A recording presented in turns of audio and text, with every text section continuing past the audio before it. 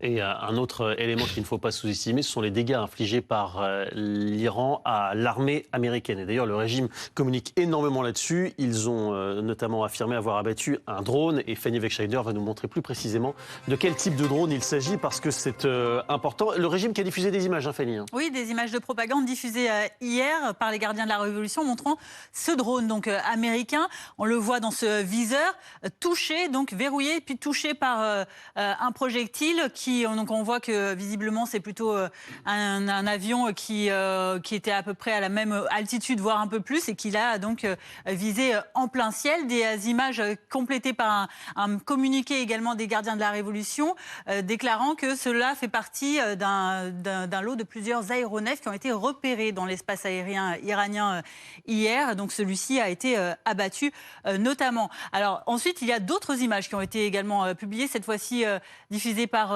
l'agence Farse hier également, et qui présente ici ce qui est présenté comme les débris finalement de ce drone Reaper, ce drone américain.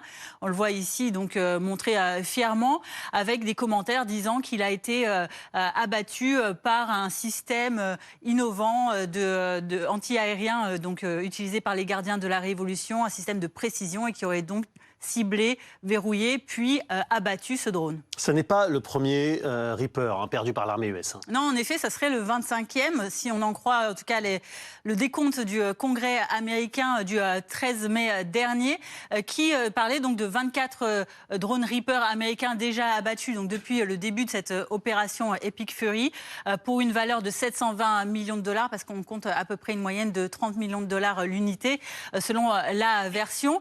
En tout cas, ce qu'on peut dire, c'est que l'une des faiblesses qui est surtout donc dénoncée sur ces Reapers, c'est la lenteur, le poids également, la lourdeur de ce genre d'engin, qui les rend très facilement atteignables par des systèmes anti-aériens modernes. Et d'ailleurs, l'armée américaine aurait renoncé à continuer d'en commander, d'en acheter, et envisagerait même d'en produire des générations plus récentes, plus mobiles, plus modulables et surtout moins coûteuses. Alors, ce Reaper, le général Dutartre le connaît bien. Merci beaucoup, Fanny. C'est une pièce fragile, en réalité, du dispositif américain? Oui et non. En fait, par construction, un drone comme ça, c'est pas un avion piloté, en tout cas pas avec un pilote à bord. C'est pas par définition.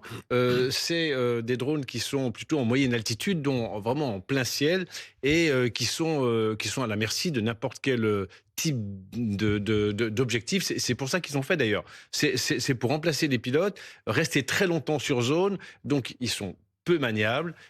Par contre, ils ont une grande autonomie, et ils ont un système d'observation qui transmettent directement au centre des opérations, au centre com. Donc en fait, c'est presque un consommable, entre guillemets. Mais c'est vrai que des consommables à 30 millions de dollars, oui, ça fait cher. cher. Ouais.